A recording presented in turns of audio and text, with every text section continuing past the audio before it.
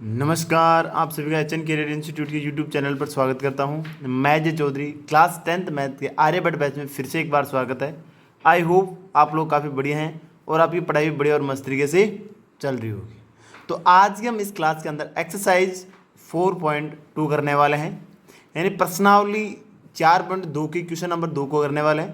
Question number 1 को हमने पिछले वाली क्लास में हमने अच्छे से कर लिया है, ठीक है। तो आज ही क्लास को स्टार्ट करने से पहले पीछे वाली क्लास में जो आपको होमवर्क के लिए क्वेश्चन दिया गया था, पहले हम उस क्वेश्चन का सॉल्यूशन देखेंगे, उसके बाद हम आज की क्लास को स्टार्ट करेंगे, ठीक है। कल आपके लिए होमवर्क के लिए क्वेश्चन दिया गया था कि 100x² माइनस का 20x प्लस 1 इक्वल टू 0। इसे द्विघात समीकरण के आपको मूल याद करने थे। क्या याद करने थे? आपको मूल याद करने थे, ठीक है। तो हम कैसे करते थे? वो भी कौन सी विधि के द्वारा? गुणनखंड विधि के द्वारा। इसका मतलब गुणनखंड विधि के अंदर क्या होता है? मध्य पद के विभाजन होते हैं। मध्य पद का क्या होता है? विभाजन। यानी माइनस के 20x के आपको दो ऐसे फैक्टर, ऐसे दो टुकड़े करने हैं आपको कि गुणा करने पे 20 बन जाए, गुणा करने पे 100 बन जाए और जोड़ने घटाने पे क्या बन जाए? 20 बन जाए, ठीक है। क्योंकि हमारे पास यहाँ पे x² गुणा कितना है? 100 है। अचर पद हमारे पास 1 है, तो इन दोनों का मल्टीप्लाई कितना हो गया? 100। यानी आपको -20 के फैक्टर ऐसे करने हैं कि गुणा करने पे आपके पास 100 बन जाए, वो भी किसका? प्लस का, और जोड़ने घटाने पे क्या बन जाए? माइनस का 20। तो 10 और 10 ले लो, 10 और 10 को जोड़ेंगे तो 20 हो जाएगा। 10 का 10 को स्क्वायर गुणा करेंगे तो कितना हो जाएगा? 100। माइनस के लेके आना है, इसका मतलब दोनों वैल्यू क्या हो जाएंगी? माइनस के आ जाएंगी, ठीक है।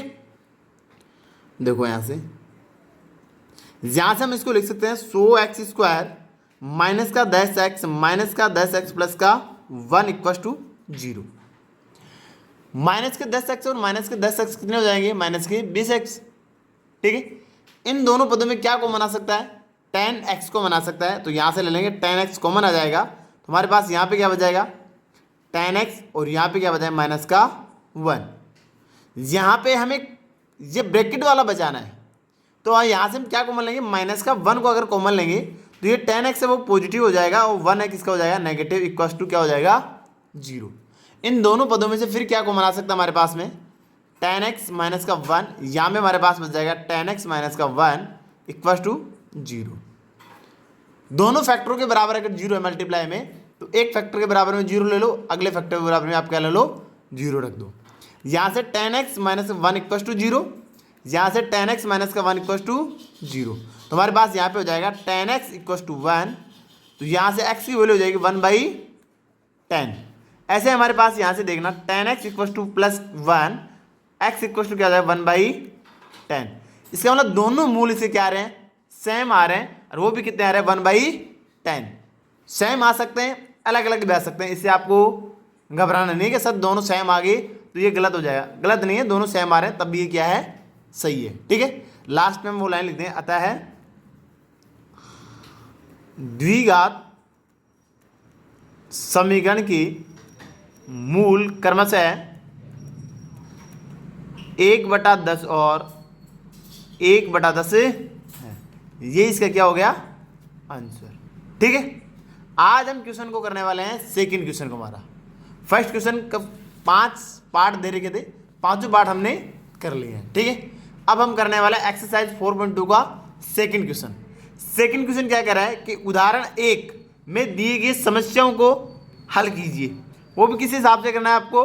कथन ऑलरेडी दिया गया है, उन कथनों से पहले आप इक्वेशन बनाओ, द्विघात समीकरण बनाओ, उसके बाद उसका हल ज्ञात करो। हल ज्ञात करने का मतलब क्या कह रहा है? मूल।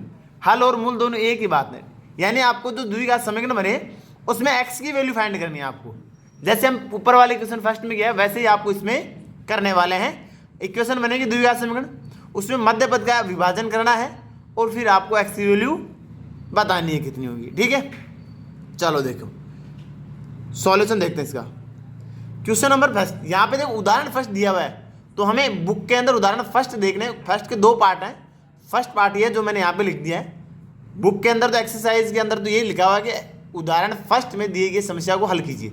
यानी आपको उदाहरण फर्स्ट जो बुक में दे रखा है उसको आपको क्वेश्चन नंबर फर्स्ट का सॉल्यूशन करना है। तो उसका फर्स्ट पार्ट हमारे पास में ये है, देखना। जॉन और जीवंती दोनों के पास कुल मिलाकर 45 कंचे हैं।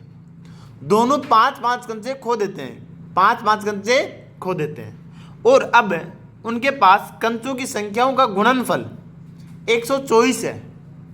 हमें जानना चाहिए कि आरंभ में उनके पास में कितने कैंचे थे, यानी स्टार्टिंग में उनके पास में कितने कैंचे थे। ठीक है, देखो दोनों के पास मिलाकर तो 45 है।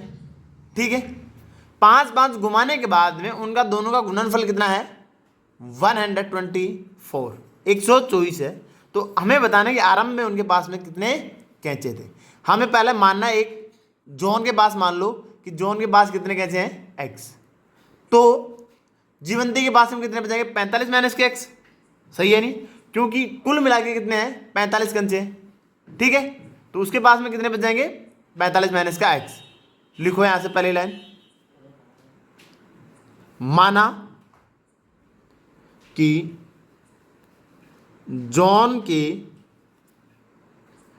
पास कैंचों की संख्या कितनी थी x। अगर जॉन के पास x है तो जीवंती के पास कितनी रह जाएगी 45 माइनस का x, 45 माइनस का x लिख दो। तथा जीवंती के पास कैंचों की संख्या बराबर हो जाएगा 45 माइनस का x, क्यों टोटल कितने हैं 45 है, x इसके मान लिया, उसका मतलब उसको कहते हैं 45 माइनस का x। अब 5-5 कैंचे घुमा रहे हैं, दोनों के पास 5-5 कैंचे खो गए, तो यहां से मैं लिख देता हूं 5-5 कैंचे खो देने के बाद, उसके बाद में उनके पास में कितने रहेंगे वो भी हमें फाइंड करना है। तो जो उनके पास x थे तो उसके पास कितने बचाएंगे x माइनस का 5, तो यहां से लिख देना। अब जोन के पास कैंचों की संख्या कितनी हो जाएगी x माइनस का 5। इसी प्रकार से जीवंती के पास में कितनी हो जाएगी कैंचों की संख्या 45 माइनस का x तो पहले से थी, और माइनस का 5 और कम कर दो, तो 45 से 5 कम करेंगे तो कितने हो जाएंगे 40 माइनस का x उसके पास में अब रह जाएंगे। अब उनका गुणनफल कितना है 124। इसका मतलब इन दोनों का मल्टीप्लाई, इन दोनों का गुणनफल कितना होगा 124 के बराबर। तो पहले इन दोनों का गुणनफल याद कर लो। गुणनफल कितना हो जाएगा x माइनस का 5 और 40 माइनस का x, अंदर मल्टीप्लाई करेंगे तो पहली वैल्यू से पूरा कोष्टक मल्टीप्लाई होगा, फिर 5 भी पूरा कोष्टक से आगे वाले से मल्टीप्लाई होगा। यहां से देखना x मल्टीप्लाई 40 माइनस का x माइनस का 5 मल्टीप्लाई 40 माइनस का x, हमारे पास यहाँ क्या हो जाएगा 40x माइनस का x स्क्वायर माइनस 200 माइनस का माइनस माइनस क्या होता है प्लस 5x। ठीक है, अब देखो ये x है और ये x है, तो 40 और 5x कितने तो 45x, ये x स्क्वायर किसका माइनस का, ये किसका है माइनस का, तो माइनस का x square plus 45x minus का 200, ये इनका क्या हो गया गुणनफल। गुणनफल किसके बराबर है 124 की, 124 के। तो प्रश्न अनुसार हम लिख देंगे, प्रश्न अनुसार या तो इसको पूरे को माइनस से मल्टीप्लाई कर दो ताकि समस्या नहीं है। चलो एक बार लिख लो, माइनस का x square plus 45x minus का 200 इक्वल टू कितना हो जाएगा 124 के बराबर हो जाएगा। ठीक है, इसको इस साइड में ले आओ, माइनस का x square plus 45x minus का 200 इस साइड में आएगा, तो ये वैल्यू माइनस को माइनस का 124 इक्वल टू 0। ये दोनों वैल्यू माइनस किया तो क्या हो जाएगी plus x square plus 45x add हो जाएगा तो कितना हो जाएगा 324 माइनस का 324 बराबर 0।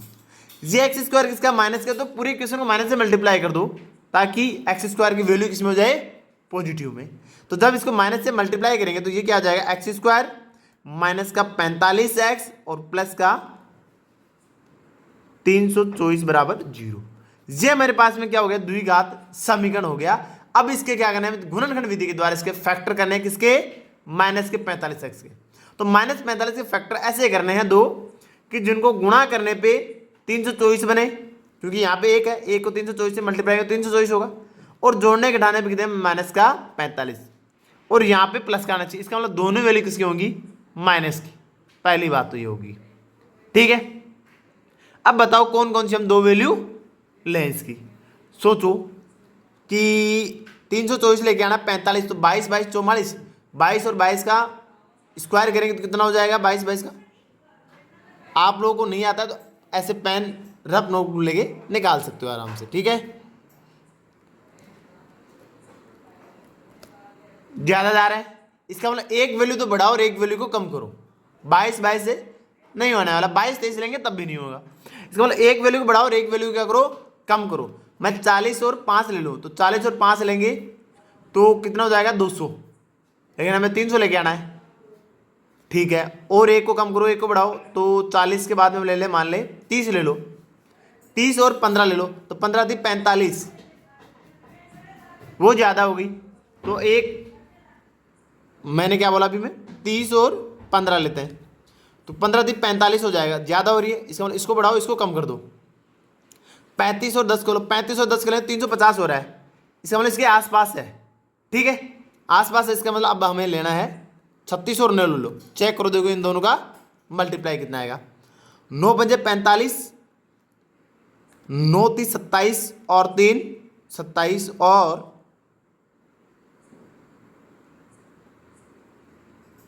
9 6 54, 54 का 4 असल की 5, और 9 थी 27 और 5 कितने हो गए? 32, 324 आ गया, ठीक है। इसमें मतलब क्या लेना है? 9 और 36, इनको जोड़ लो, 45 हो रहा है। दोनों वैल्यू किस में लेंगे? माइनस में, क्योंकि यहाँ पे आंसर किस में आ रहा है? माइनस में। गुणा करें तो माइनस माइनस क्या हो जाएगा? प्लस। तो हम इसे लिख देंगे एक्स स्क्वायर माइनस का 36x और माइनस का 9x प्लस का 324 बराबर 0। अब बस आपको ये ध्यान रखना है, यहाँ पे इस माइनस के 45 के फैक्टर कैसे करने हैं, वो आपको जितनी बार आप कैलकुलेशन करोगे, क्वेश्चन करोगे, तो आपको अच्छे से समझ में आ जाएगा, ठीक है। प्रैक्टिस बार बार करोगे तो आपको याद भी हो जाएगा और आपको समझ में आ जाएगा, संख्या देख के ही आपको कैसे इसको मल्टीप्लाई करना है, ठीक है। देखो यहाँ से इन दोनों में से क्या कॉमन आ रहा है? एक्स कॉमन आ रहा है, तो यहाँ से हम एक्स कॉमन लेंगे तो कितना बचाएगा? एक्स माइनस का 36।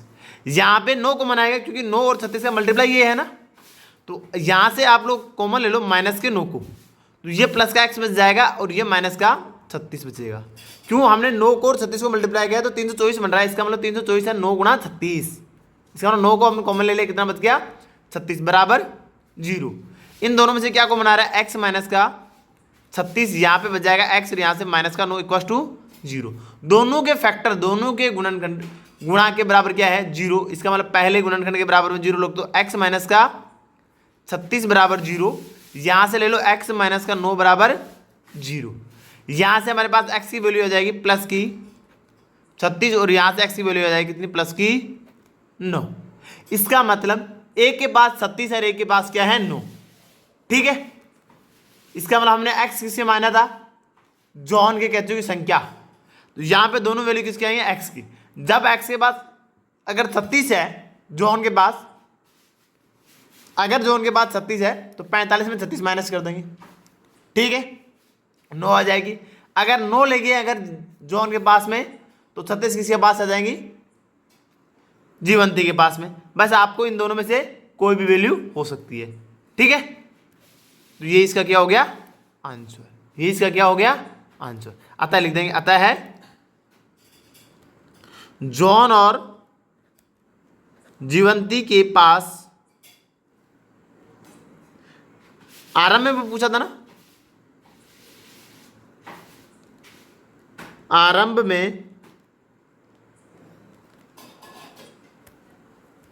कैचों की संख्या 36 और 9 थी, ठीक है। चलो नेक्स्ट क्वेश्चन को देखते हैं। नेक्स्ट क्वेश्चन हमारे पास में कि एक कुटीर उद्योग एक दिन में कुछ खिलौने निर्मित करता है। प्रत्येक खिलौने का मूल्य रुपए में 55 में से एक दिन के निर्माण किए गए खिलौनों की संख्या को घटाने से प्राप्त संख्या के बराबर है। इसका मतलब ये कहना चाह रहा है कि एक दिन में आप लोग जितने खिलौने बना रहे हो उसमें से आप 55 में से अगर वो घटाते हो संख्या तो उसके बराबर है, ये कहना चाह रहा है।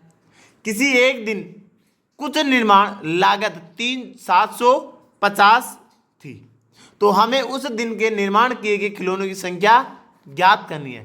खिलौनों की संख्या ज्ञात करनी है, इसके मतलब हमें क्या मानना है, खिलौनों की संख्या को हमें क्या मानना है, एक्स मानना है। ठीक है, खिलौनों की संख्या को क्या मानना है, हमें एक्स मानना है। यहां से आपको यही बात पकड़नी है, क्योंकि हमें एक्स की वैल्यू मिल जाएगी तो खिलौनों की संख्या हमें मिल जाएगी। देखो इसका सॉल्यूशन, पहला काम ये करेंगे, माना कि उस दिन, एक दिन की बात की था तो उस दिन निर्मित खिलौनों की संख्या बराबर क्या मान लो, एक्स। कितने मान लिया, एक्स। ये बोल रहा है कि 55 में से एक्स को घटा दो, खिलौनों की संख्या को घटा दो। ठीक है, यही कहना चाह रहा है। ये किसकी है, लागत है उसकी। लागत क्या कह रहा है कि 55 में से एक्स घटा दो, वो उसके बराबर, किसके, लागत के बराबर। किसके बराबर है, खिलौनों का मूल्य, मूल्य मतलब लागत। ठीक है, यहां से हम लिखेंगे क्या, उस दिन, जिस भी दिन की बात करें उस दिन प्रत्येक खिलौने की, क्यों प्रत्येक खिलौने की बात की इसने, तो प्रत्येक खिलौनों की निर्माण लागत कितनी होगी, 55 में से एक्स घटाओ, इसका मतलब एक्स माइनस का 55, खिलौनों की संख्या हमने एक्स मानी है, तो 55 माइनस का एक्स क्या, उसकी लागत है, और खिलौनों की संख्या कितनी है, एक्स है।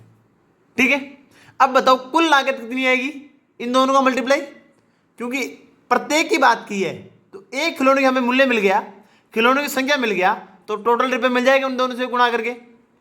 ठीक है, तो कुल लागत कितनी होगी, इन दोनों का मल्टीप्लाई। ठीक है, तो मैं यहां से लिखता हूं, कुल निर्माण लागत कितनी होगी, एक्स, यानी खिलौनों की संख्या गुणा एक खिलौनों की संख्या। तो एक खिलौनों की संख्या कितनी है, 55 माइनस का एक्स, इन दोनों का क्या होगा, गुणा। सही है, इन दोनों का गुणा करो, कितना होगा, एक्स से करेंगे तो 55x माइनस का एक्स स्क्वायर, ये क्या है, उसकी लागत।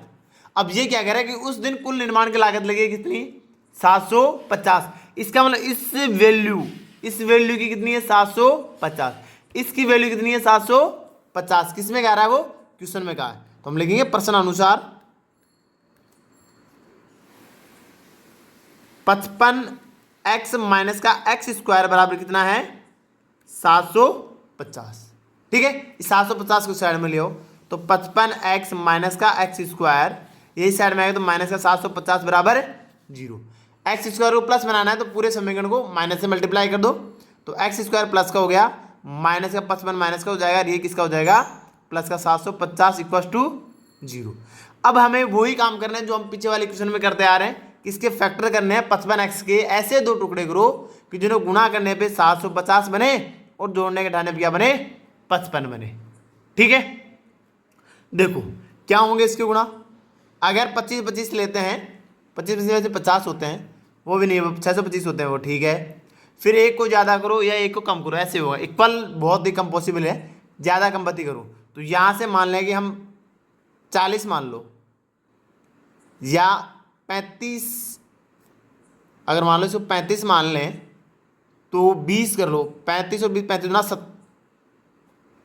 70, इसका मतलब 35 गुना तो 70 हो गया। ठीक है, ये तो नहीं हुआ, 30 करो, देखिए 30, 25, 25, 75, 25, 75, 30 और 25 कर लो, कितना हो गया, 30 और 25, तो 25 और 30 को जोड़ेंगे तो 55 हो जाएगा, और 25, 75, 750 हो रहा है।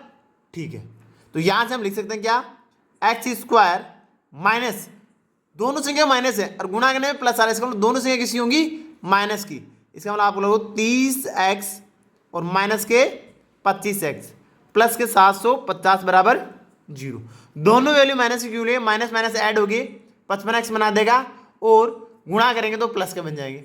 इन दोनों में से क्या को बना जाएगा, x को बना जाएगा, तो यहाँ पे क्या बच जाएगा, x माइनस का 30, यहाँ से 25 को मान ले लो, वो भी माइनस के 25 को मान लेंगे तो ये एक्स बच जाएगा, और ये 30 से गुणा हो रहा है तो ये प्लस माइनस का, क्योंकि माइनस को मान लिया तो ये माइनस का 30 प्लस टू 0। इन दोनों में से क्या कॉमन आ रहा है? एक्स माइनस का 30, तो यहाँ पे क्या बचा है? एक्स माइनस का 25 बराबर 0। बस आपको मेनली यही है कि इसके फैक्टर जो आप करो, इसके जो टुकड़े करो, वो आपको सही से करने हैं, ठीक है? वो आपको सही से हो गए तो क्वेश्चन आपका सही हो जाएगा। ये आपसे गलत हो गया तो ऐसे मान लो क्वेश्चन आपका क्या हो गया? गलत हो गया। इतना सा इस क्वेश्चन के अंदर है। तो इसका आपको फैक्टर ऐसे करना, ध्यान में रखना कि जब बड़ी संख्या है तो ऐसे देखो कि ये संख्या किन को गुणा करने पे बन रही है, इसके जो टुकड़े हो रहे हैं उससे, ठीक है? तो आप लोग एक बार गुणा करोगे तो पता चल जाएगा बड़ी ज़्यादा है, छोटी हो रही है या कम हो रही है, ठीक है? तो उस हिसाब से आपको एक बड़े कर लेना, एक छोटे कर लेना, आपका आंसर ऑलरेडी आ जाएगा। 5-4 बार प्रैक्टिस करोगे तो आपको ये क्वेश्चन हो जाएगा, ठीक है? एक के फैक्टर बराबर 0, अगले के फैक्टर बराबर 0, तो यहाँ से एक्स माइनस का 30 बराबर 0, एक्स माइनस का 25 बराबर 0, तो यहाँ से एक्स की वैल्यू कितनी आ जाएगी? प्लस का 30, और यहाँ से एक्स की वैल्यू कितनी आ जाएगी? प्लस का 25। इसका मतलब एक्स की वैल्यू क्या है? 25 और 30, ठीक है? अब बताओ इसमें किसी को डाउट है क्या? नहीं है ना? एक्स हमने किसने माना था? खिलौनों की संख्या को। किसने माना था हमने? खिलौनों की संख्या को। इसका मतलब खिलौनों की संख्या क्या होगी बताओ? 30 होगी या 25 होगी? आता है, लिख देंगे हम। उस दिन निर्मित खिलौनों की संख्या या तो 30 है या कितनी है? 25 है। फिक्स नहीं है क्योंकि सेम नहीं है, अलग अलग है, तो या तो 30 है या क्या है? 25 है। यही इसका क्या है? आंसर, ठीक है? चलो नेक्स्ट क्वेश्चन देखते हैं। क्वेश्चन नंबर 3 कह रहा है कि ऐसी दो संख्याओं ज्ञात कीजिए जिसका योग 27 हो और उसका गुणनफल 182 हो। ऐसा क्वेश्चन को देखो आप लोग कैसे करोगे? आप लोगों को वैसे ही करें जैसे हमें करना है। एक संख्या को हमने x मानना है, दूसरी यानी योग 27 है, इसका मतलब 27 माइनस का x दूसरी संख्या होगी, सही है नहीं? तो वो ही लाइन लिख दो पहले। माना कि पहली संख्या बराबर x है, तो दूसरी संख्या कितनी होगी बताओ? 27 माइनस का x, क्योंकि दोनों का योग कितना हो रहा है? 27। तो ये अगर x है तो वो कितनी हो जाएगी? 27 माइनस का x। उनका गुणनफल कितना है? 182। इसका मतलब इन दोनों का गुणनफल ज्ञात करें। करो इसका गुणनफल। गुणनफल क्या होगा? x गुणा 27 माइनस का x। इसका मतलब कितना हो जाएगा? 27x माइनस का x स्क्वायर। ये गुणनफल किसके बराबर? 182 के अनुसार। किसके अनुसार? प्रश्नानुसार। तो लिख देंगे हम प्रश्नानुसार 27x माइनस का x स्क्वायर किसके बराबर? 182। बस ये हो गया, हमारा आंसर आ गया। बराबर में 0 लेना है, इसका मतलब 182 को लेफ्ट में ले आओ। 27x माइनस का x स्क्वायर माइनस का 182 इक्वल टू 0। एक्स स्क्वायर की वैल्यू किस में है? माइनस में। प्लस में बनाएंगे तो इसको पूरे इक्वेशन को किसे मल्टीप्लाई कर देंगे? माइनस से। तो ये हमारे पास क्या हो जाएगा? एक्स स्क्वायर माइनस का 27x प्लस का 182 बराबर 0।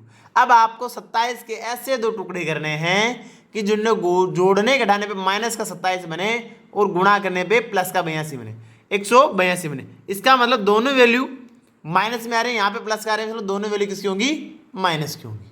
ये बातों में कन्फर्म हो गई। अब इतने क्वेश्चन कर लिया हमने, अभी फिक्स हो गई कि हाँ कि ये संख्या माइनस आ रही है, गुणा करने में प्लस आ रहा है, इसका मतलब दोनों संख्या माइनस माइनस है, ताकि माइनस और माइनस को जब मल्टीप्लाई करें तो वो किस में हो जाए? प्लस में हो जाए, ठीक है?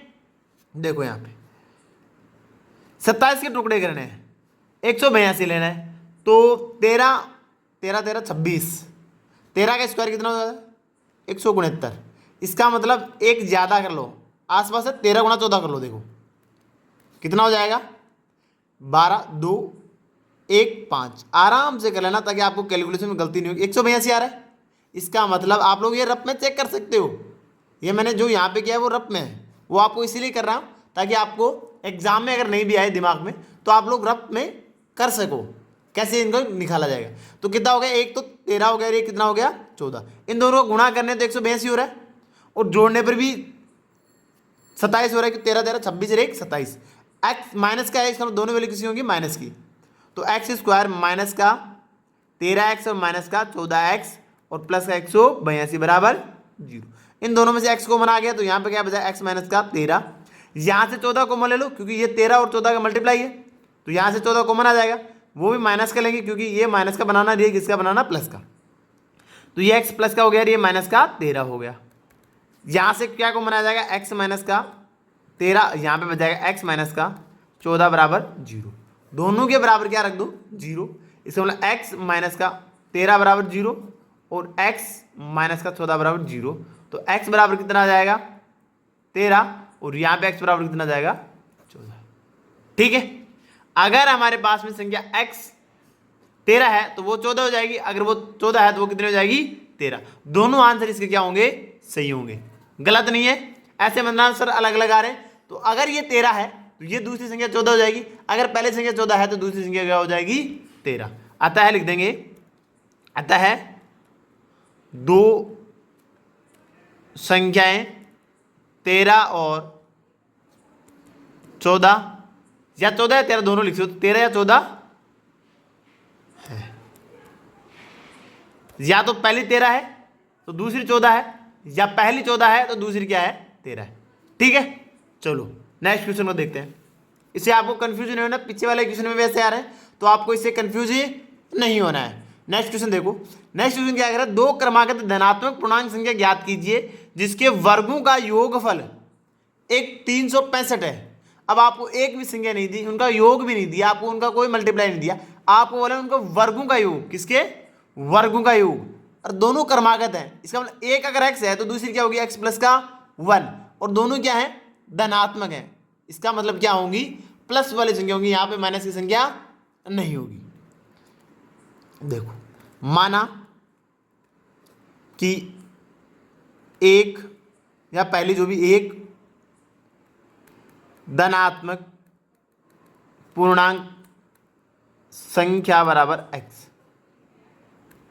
तो दूसरी धनात्मक क्रमागत है तो क्रमागत लगा दें, दूसरी क्रमागत धनात्मक पूर्णांक संख्या कितनी हो जाएगी, अगर ये x है तो दूसरी क्या होगी x प्लस का 1।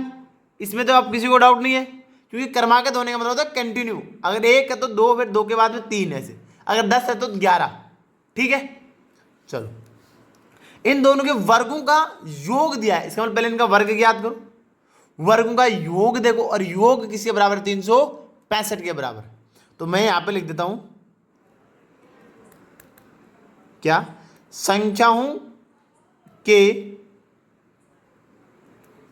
वर्गों का योग, वर्गों का योग है x square plus x plus 1 का होल स्क्वायर। तो यहां से एक्स स्क्वायर, यहां पे ए प्लस बी वाला फॉर्मूला लेगा, ए प्लस बी का होल स्क्वायर क्या होता है, ए स्क्वायर प्लस 2ab प्लस का बी स्क्वायर। ठीक है, तो यहां से एक्स ए का स्क्वायर करने यानी एक्स स्क्वायर प्लस 2 गुणा एक्स, ए का मान 1 रहेगा, वो प्लस ए का स्क्वायर कितना हो जाएगा 1। तो यहां से ये भी एक्स स्क्वायर, ये भी एक्स स्क्वायर, कितना हो गया 2x square plus 2x plus का 1। ये क्या हो गया, इनके वर्गों का योग। ये वर्गों का योग किसके बराबर है, 365 के बराबर है। क्यों बराबर है, क्योंकि प्रश्न में कहा है, तो प्रश्न अनुसार लिखेंगे हम कि 2x स्क्वायर प्लस का 2x प्लस 1 इक्वल टू 365। 365 को लेफ्ट में ले आओ, 2x square plus 2x plus का 1, यही साइड में आ जाएगा माइनस का इक्वल टू 0। ठीक है, इसको माइनस करो तो माइनस करेंगे क्या हो जाएगा, 2x स्क्वायर प्लस का 2x और माइनस का 364 इक्वल टू 0। देखो यहाँ पे 2 है, यहाँ पे 2 है, ये भी संख्या 2 से डिवाइड हो जाएगी, तो इसमें पूरी संख्या में 2 का भाग दे दो, तो एक्स स्क्वायर प्लस का x, और ये कितना हो जाएगा हमारे पास में, आधा हाफ कर दो 1, 8 और 4, कितना हो जाएगा 2, 182 इक्वल टू 0। ठीक है, देखो 182 पिछले वाले क्वेश्चन में हमारे पास में कितना आया था, 182 गुणा करने पे, यहां पे आना चाहिए 1, इसका मतलब 13 और 14 का गुणा हो रहा है 182। अब आपको याद रह जाएगा ना, क्योंकि हमने पीछे वाले क्वेश्चन में कर लिया है। तो यहां से आप लोग इसको क्या लिख सकते हो, देखना से 13 और 14, यानी ये प्लस का है, ये माइनस का है। इसका मतलब एक संख्या प्लस की और एक संख्या किसकी है, माइनस की। बड़ी संख्या को प्लस मान लेंगे, छोटी संख्या को माइनस मानेंगे, तो घटाएंगे तो प्लस की संख्या बच जाएगी। 13 और 14 मान लेंगे, 13 और 14 का गुणा होगा 182, और घटाएंगे 14 में से 13 तो 1 बच जाएगा। इसका मतलब एक x को हम क्या लिख सकते हैं, 14x माइनस का 13x।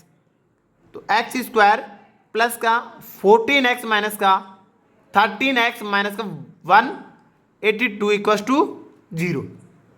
इन दोनों में से x को बनाया जाएगा, तो यहाँ पे बच जाएगा x प्लस का 14, यहाँ से माइनस का 13 कॉमन ले लो, तो क्या बच जाएगा x और प्लस का 14 इक्वल टू 0। यहाँ से देखो x प्लस का 14 ब्रैकेट x माइनस का 13 इक्वल टू 0, तो ये दोनों के इक्वल में 0 रख दो, तो x plus 14 equal to 0, x minus का 13 इक्वल टू 0। ठीक है, यहाँ से x की वैल्यू कितनी आ जाएगी, माइनस का 14, और यहाँ से x की वैल्यू कितनी आ जाएगी, प्लस का 13।